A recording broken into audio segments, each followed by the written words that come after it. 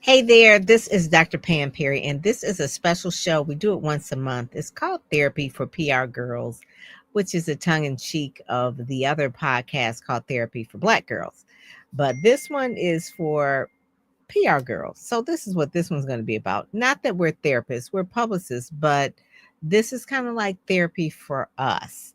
And this particular show is Nikki Walker, who's joining us today. She is hailing from Utah, but we're going to talk a little bit about, she's a keynote speaker, she's an author, she says all the things. But one of the things we're going to talk about is about DEI. You know, it's been under attack lately, and the thing that I just got from a cousin of mine who's at the in Cleveland. He says, to paraphrase the famous line from Shakespeare's Hamlet, something is rotten in the United States, meaning that something is wrong or corrupt in a situation or major issue within our society. Just in time for Black History Month, diversity, equity, and inclusion, or DEI, is under a shameful and misguided assault by bad faith actors who either don't know what it truly means or, even worse, don't care. Lowell Perry goes on to say DEI is not just a Black or brown program, it's a method for organizations to hire, quote unquote, it's not a method for organizations to hire unqualified people. The nonsense spewed by those in power who knew better, yet still to use a term as that. But anyway, it's a dog whistle. We're going to get into it today. Nikki Walker, just so that you know, she is a culturally competent communication strategist, keynote speaker, inclusive leadership coach. And I'm going to bring her back and we're going to get into it right after this. Welcome to the Get Out There and Get Known podcast. Join Pam Perry, veteran PR strategist, Emmy award-winning producer and publisher of Speakers Magazine, who will show you how to crack the code in getting out there to get known. Each week, she either interviews her media friends, PR colleagues, or she just goes solo, offering you strategies on publicity, publishing, and platform building. So listen up to hear how to get booked on media places and on superstar stages. Now, here's your host, Pam Perry. Hey there. Hey there. Oh, so good to see you, Nikki. So you are hailing from Utah right now. Well, I hail from Jersey City, New Jersey, but I have lived in Utah for the past 8 years. 8 years. So you can take the girl out of Jersey, but you can't take the Jersey out of the girl. I do live in Utah, though. Yes. Oh, that is so good. That is so good. So I'm so glad to have you. And so the first time that we talked on the phone, I was like, so how did you end up in Utah? So kind of give us that little bit of a backstory, because you've been in PR for a while and you had a successful PR career in Jersey. So how did it end up in Utah? And then since Utah, you run political things, you ran for office, you wrote a book. I mean, so it's been a good run.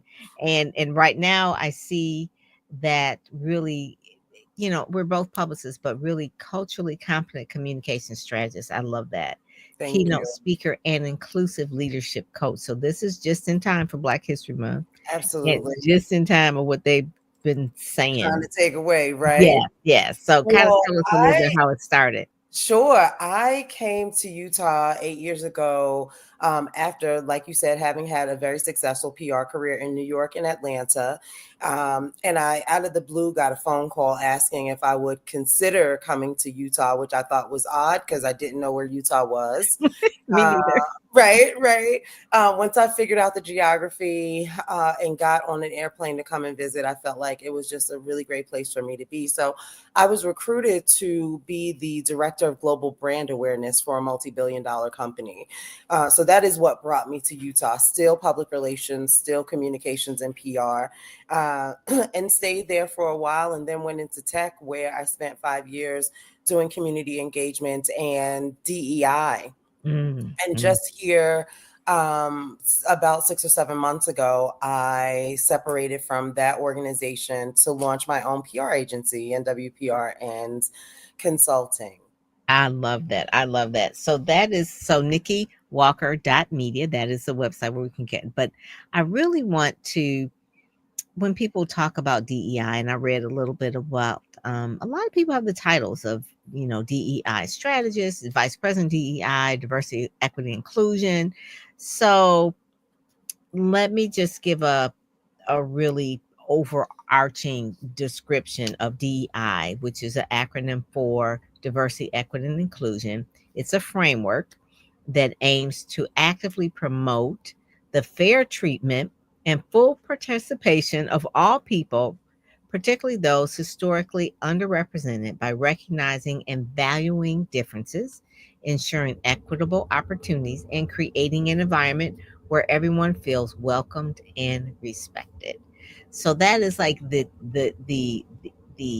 the crux of really what's under attack. What's wrong with that, Nikki? I mean, like, What's what is the really problem here? unfortunate, and since this is therapy for PR girls, I'm going to keep it all the way 100. Good, because that's what we were Is like.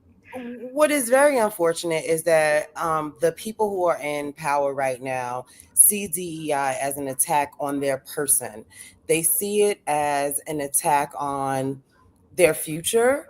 There is this idea of a replacement theory Yeah. that there are Black people, very specifically, because let's be clear, DEI is not about Black or white. It's not even Mm-mm. about male or female. There are so many layers to DEI. But what is happening right now with these dog whistles is they are ensuring that the messaging and the narrative of DEI is that Black and brown people are taking jobs, taking positions that they didn't work for.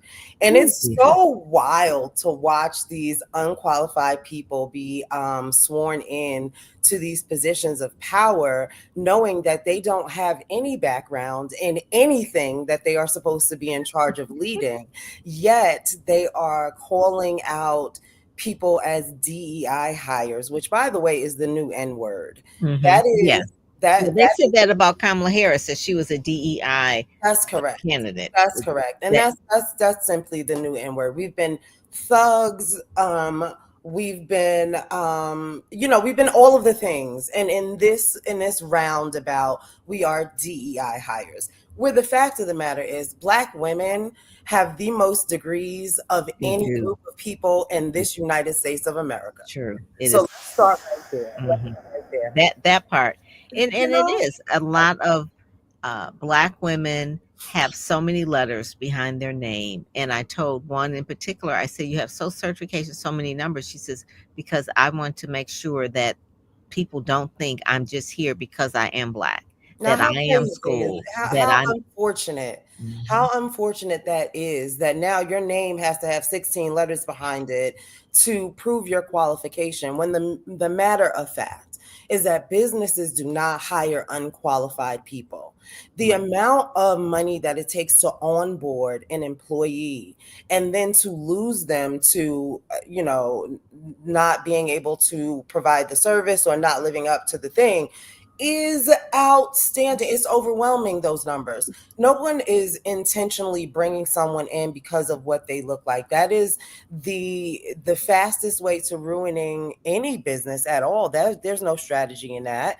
Mhm. What DEI is aiming to do, or what DEI aims to do, is to ensure that people all have the same starting line.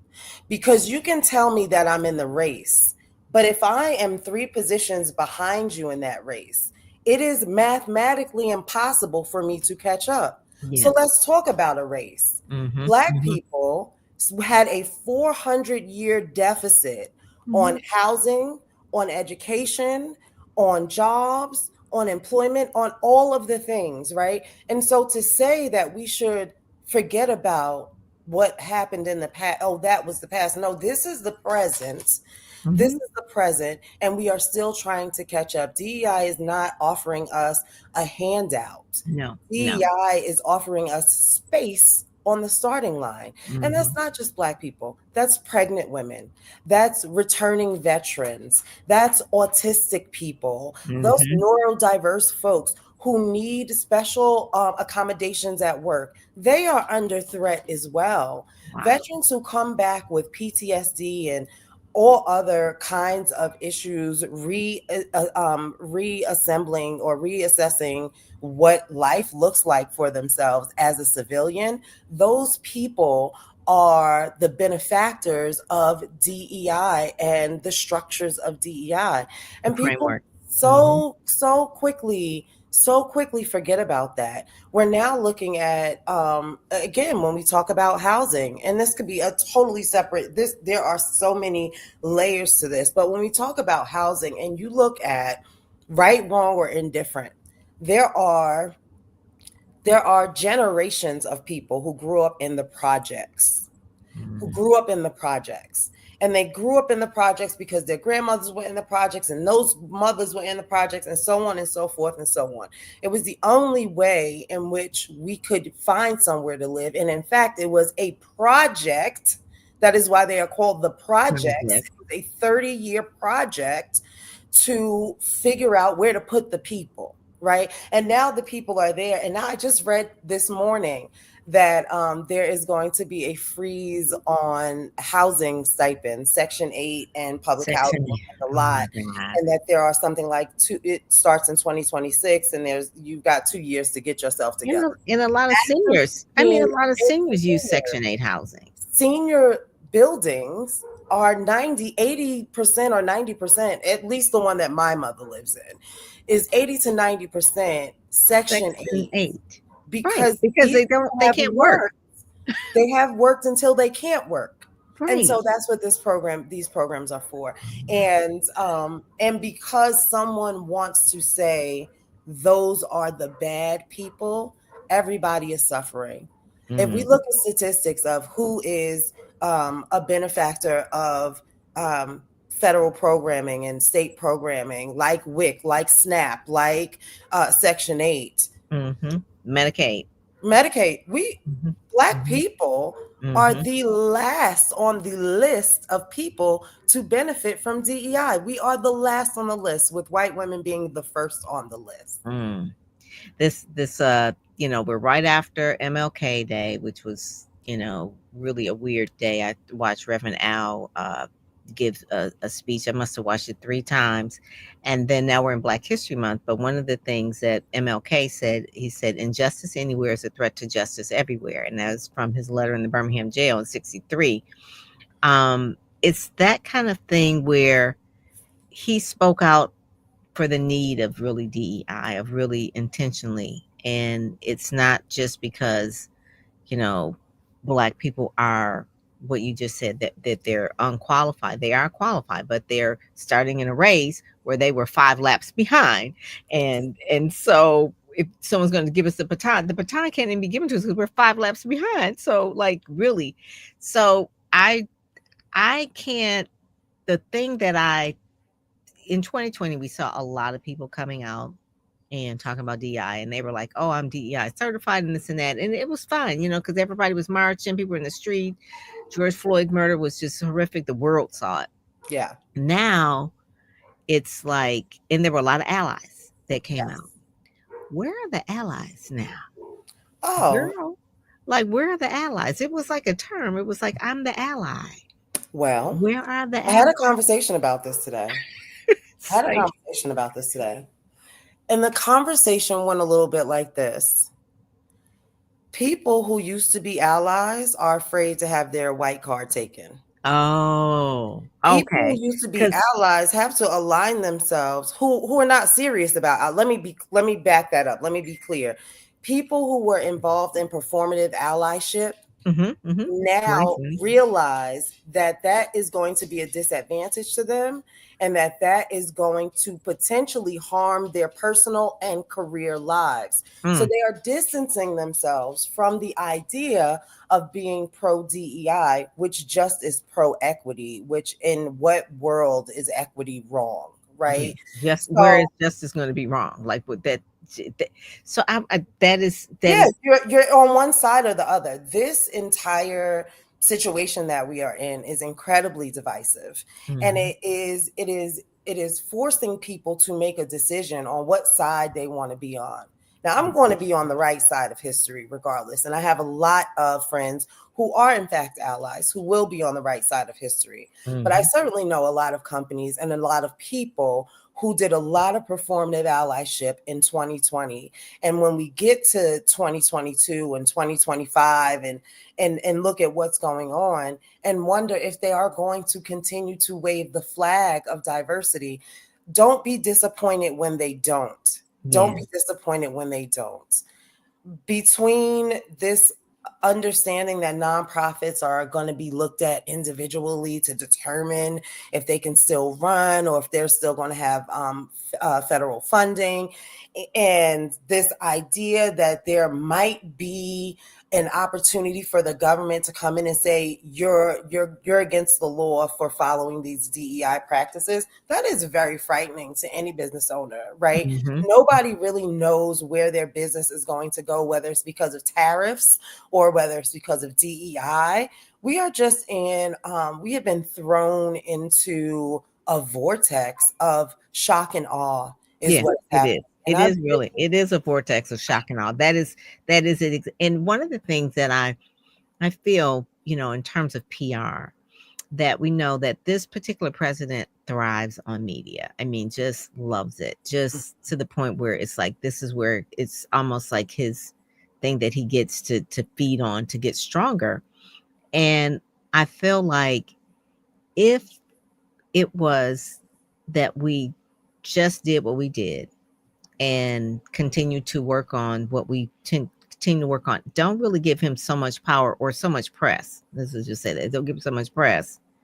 uh, it would kind of go away because he does not like to be ignored.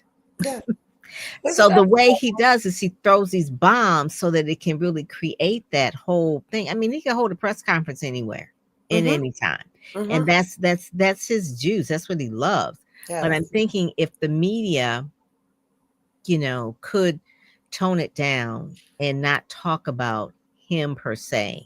Yes, but you Uh, see who was at the inauguration. All of the owners of all of the media that all of us watch, listen to, and learn from are aligned with this yeah, administration in some way. yeah, The Huffington Post has now an office in DC DC.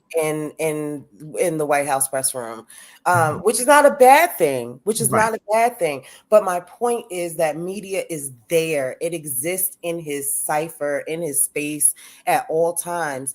And my best friend is also a publicist, and we were talking about on social media not giving things energy Yeah. because people feed into all of the negative things that are going on, and you want to be vocal about it, but you're being vocal about it. And guess what that's doing? That's It's tricking the doing. algorithm to make people think that this is Yes. enjoyable content or necessary content. And now we've got to see it over and over. And now it's in your stream for the remainder of time. Yeah. Now, this is what you are going to see. The algorithm does what the algorithm does. And Mhm. all you have to do to shut the algorithm down is shut up. Yeah, that's it. That is it. And you know what? Nikki, one of the things that was kind of like a little bit different was the Grammys. So the Grammys had Kanye West, where he came out with his wife, and she was nude, basically, had like a Yeah. sheer thing on. But it didn't, if you remember back when he did this with Kim, and he had her in this martini glass, and she was like naked. Well, not as naked as that this other wife, Right. but it was like, quote unquote, it broke the internet. Well, this did not break the internet like that. It did not. And that was because of the energy that was not given to him. They were like not doing it. And Just I felt honey. like that was a micro thing of what could happen when someone thinks that if I could be as shocking and as crazy as but wild crazy and come out, I'm going to break the internet. And basically, no one really kind of spoke about it. A No. little bit, just a few people who are like really those kind of fans in that realm, but they were like, "Can you believe it?" And then it just went on, and And I'm then like, it went "Okay, away.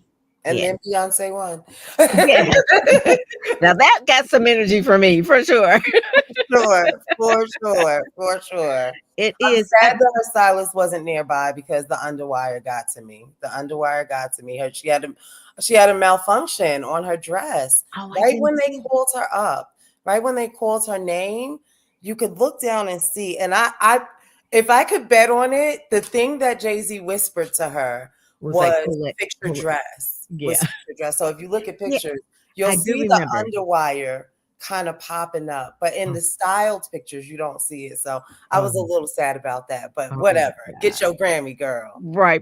And Blue Ivy is kind of like, what'd you say? Yeah, it's like, no, she's got to fix the dress. That's the thing. That is it.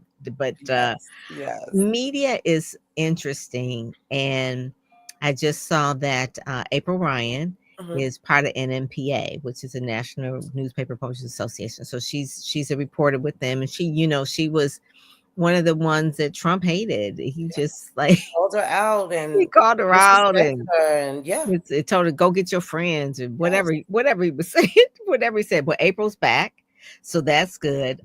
Kelly Wright is with CBN. He's in the White House. He used to be with Fox, and so he's with the trying to add some diversity there. But explain, because I like your title again. It's culturally competent. Explain, being in Utah from Jersey, Mhm. you now have that better than me. Let's just to say that. So I've been a Detroit girl my whole life. So that part of, I could say it, but I'm not living it. So explain to me what you have seen and why you actually wrote the book. You Mhm. wrote the book with a lot of Black and Hispanic, and then also you ran for office. So kind of Right. explain that shift, I guess you would say. I Yeah, and love that's it. exactly what it is, a shift. And so the culturally competent communication strategy comes from living in Utah and understanding needs of the people in Utah and understanding that Utah is a microcosm for the rest of the world, right? Mhm, mhm. So when companies come to me or organizations come to me and they want to reach a different demographic, well, they don't have the language. Nope. They don't understand the culture. They don't understand the needs necessarily of those people. Research is great, and not to say that I know the needs of all Black people, because I don't. No, but But we lived it. my Yeah. work is to understand cultural competencies. My work is to put that into words and into action. And Mhm. so understanding that you can't have the same conversation with a pregnant Black woman as you are having with a disabled male white veteran about access. Those are Mhm. two different conversations. And Mhm. understanding how to have those conversations with the same level of insightfulness, with the same level of curiosity, with the same level of Respect. desire to do the equitable thing for those people, right? You need to learn how to use the right language. You need to learn how to pick apart even nonverbal communication. You need to understand that Black women have an entirely different vocabulary when we're not opening our mouths. That's true. It means You will see something. that. We're not the only ones. You just That did I, it. yeah. And we're not the only ones. And it is a vital part of communication. Nonverbal communication is a huge part of communication. So we need to understand these things so that we don't have faux pas. I Um, love that. and so that was important for me when I was reimagining NWPR and what its offering was going to be to the folks, right? Mhm, mhm. So I wrote the book because my soul needed me to. So the book is called Awareness Put Me On. Yeah. It's a 6-time Amazon bestseller in 6 different categories. It was a bestseller. And there are 20 authors in the book. So 20 of us, whether we were entrepreneurs or Fortune 500 executives or anything in between, we wrote about the moment that we became aware of something that changed our trajectory. And Mm. for me, that awareness in that moment was becoming aware that I deserved to have my mental health cared for. I deserved to attend to my mental health and have it attended to. Growing up as a Black woman, mental health is kind of a non-factor. You Yeah. get up, you go, you You do it. work. You You push get. down Mhm. and you pull through, right? We You call it Detroit. We call it the Detroit grind. We the grind, the hustle. hustle, the Mhm. all of those things, right? But I'm grown. I'm grown. And in my grownness, I have come to an understanding that you can't do anything without your mind being intact. And there was a point in my life where my mind was under attack, whether it was outside forces or internal biological forces. My mind was under attack, and so I took what I now recognize as a brave step to seek professional help. And so I checked into a mental health facility for 35 days, and it absolutely changed my life. I learned about how to think through things. I learned about how to manage my emotions. I learned about how to create schedules so that I'm not overwhelmed. I learned how to find the value in who I was and not what I did. There were so That is many key. lessons there. I came out saying, everybody deserves 30 days in a mental health facility. They do. Now, And let you me know what? tell you about it, right? So, It's so funny that you say that, because I have seen on LinkedIn so many different women that have businesses that deal with that. yes. Black women specifically, about mental health. One, holistic hustle, or I think it was the lady that is over Adventures, Black Girl Ventures. Mm-hmm. Omni, I think I'm saying her name right, Umi. But anyway, she has a documentary coming out at the Kennedy Center about her just really checking into a particular facility, doing like her own personal retreat, and she cried every day. Mm-hmm. And literally, when she put that out there, people were like, "Me too, me too." And I'm like, "Oh my God." I was like, "What is going on?"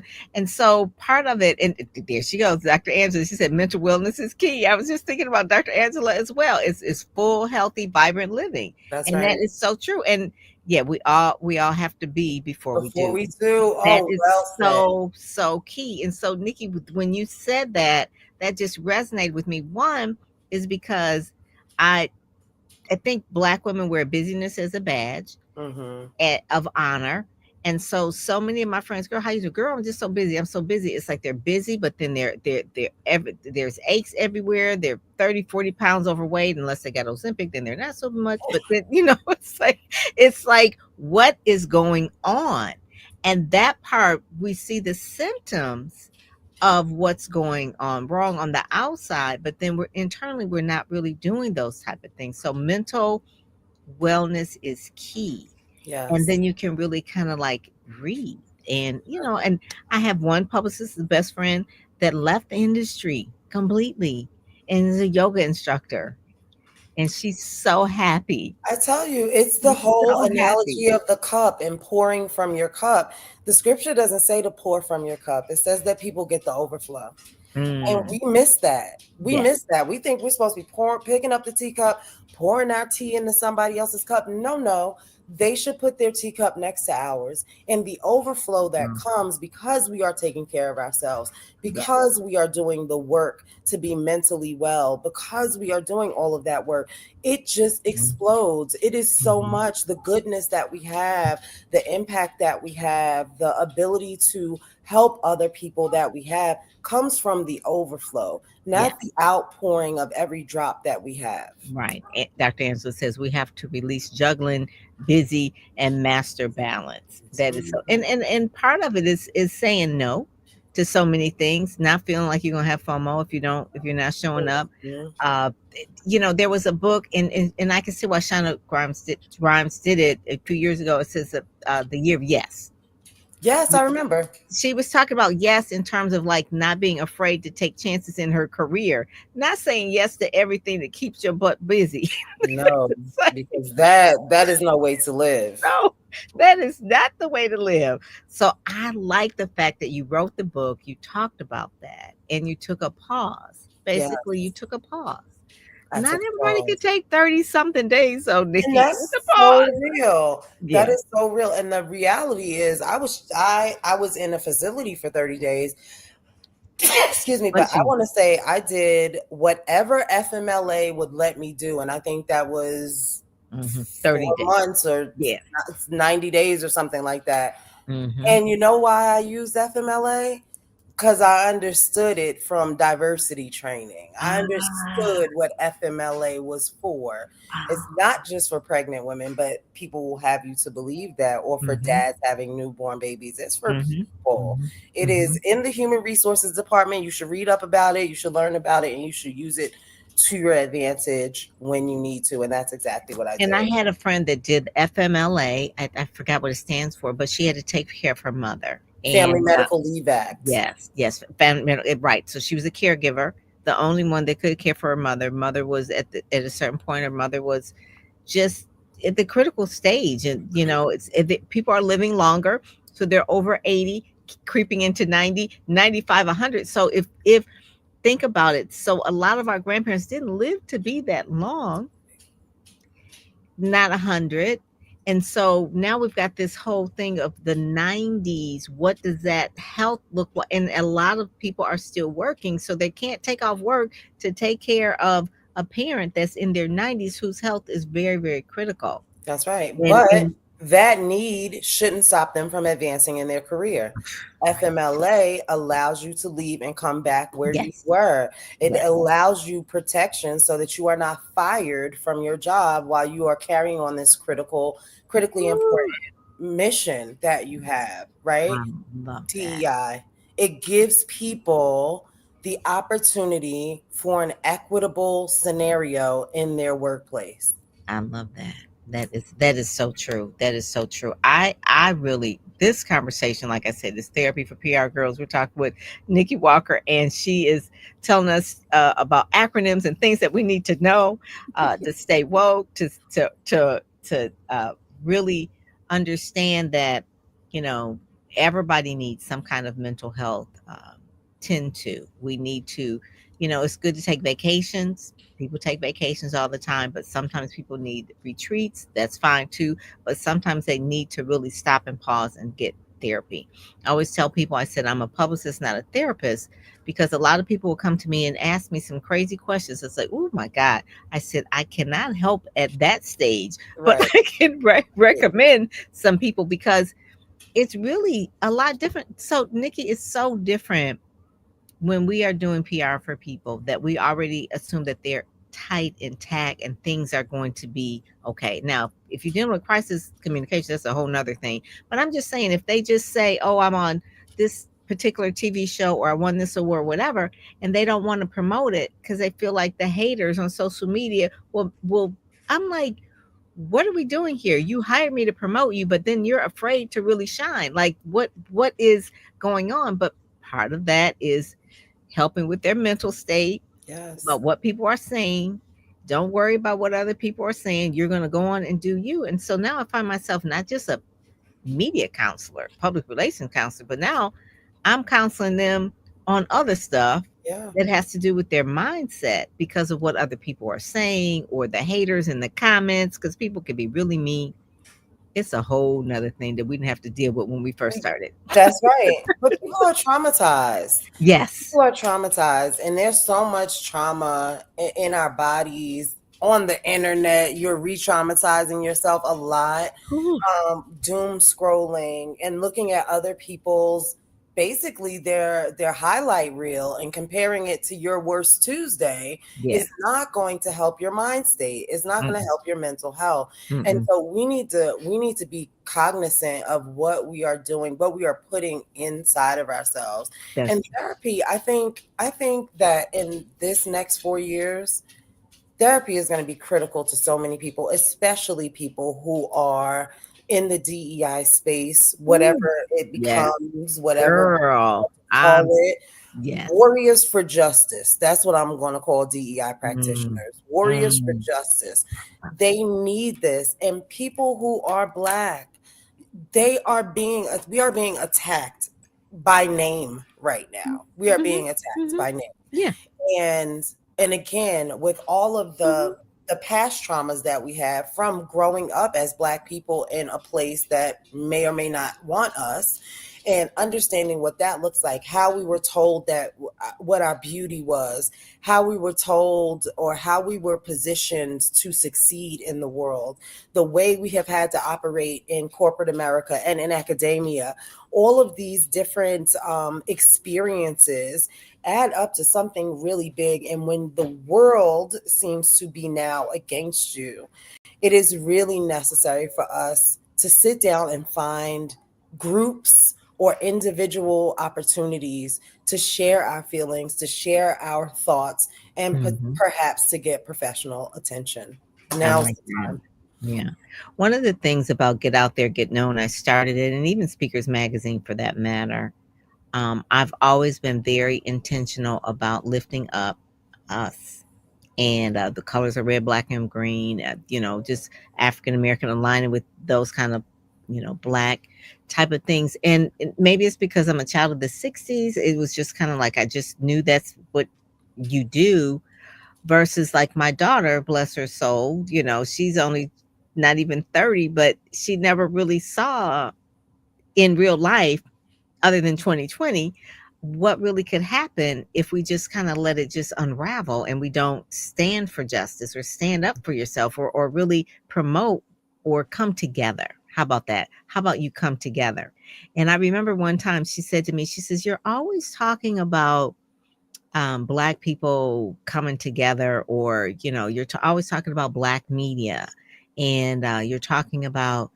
I said, "It's important. Black media, black newspapers are important, black radio." I said, "I need to hear those voices." I mean, Roland Martin, sometimes I do need to hear him go off on the chain. Sometimes I need, I need to hear that. You know what I'm saying?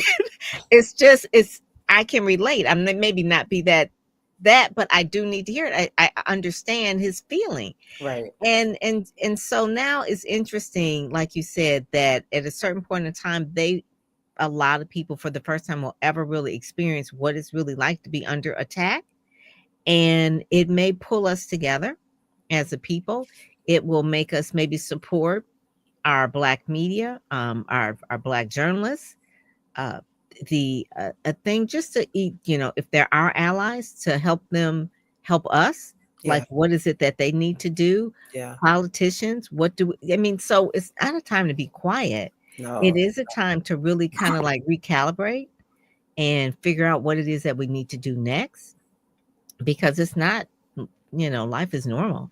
I mean, when I heard the press conference after the crash that was the in DC, and he said that the reason, and I literally was like, did he just say the reason why the plane crash was DEI? He I was like, did. where was the outrage about how ridiculous that was from allies? Hmm. Like not just from us, but from other allies. It was like, okay, Yeah. we've got to do something. We've got to do something for us. And As that's per usual, as per usual, no one is coming to just, rescue us. no one's gonna save No us one's coming but to us. rescue us.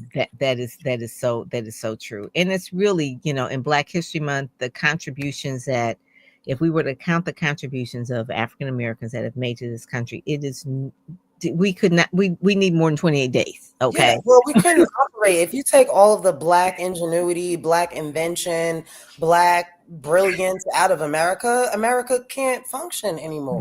Right, right. It is one of the things. There's I'll put it in the chat. It says everyday things created by Black inventors. I'll put it in the chat over there so people can just understand. It's just like we weren't sitting around waiting for handouts. Okay. We were been adding value. Just been adding value. So I'm gonna Absolutely. put that over there in the chat over here so that people can kind of have that in our notes over there, so they can see everyday things created by African Americans. It's gonna probably be, it's on YouTube, Facebook, and LinkedIn. There So it is. yeah, so Mhm. Nikki, what's next for you? Let's kind of like wrap it up here. What is next for you? What do you I know we want people to go to nikkieWalker.media. Yes. That's for sure. So where they go there, what will they find? When they go there, they'll find an overview of me, who I am, because you want to work with people who you know. So I give a clear look into who I am and why I am. You'll see a list of my services and some media that I have done. You'll see some media on the book. some media from NBA All-Star Weekend, which I did media for when it was here in Salt Lake City. Oh, yeah. So a bunch of different cool And then things. some of the keynotes and the things with some of your speaking topics. Yes, my speaking topics are there as well.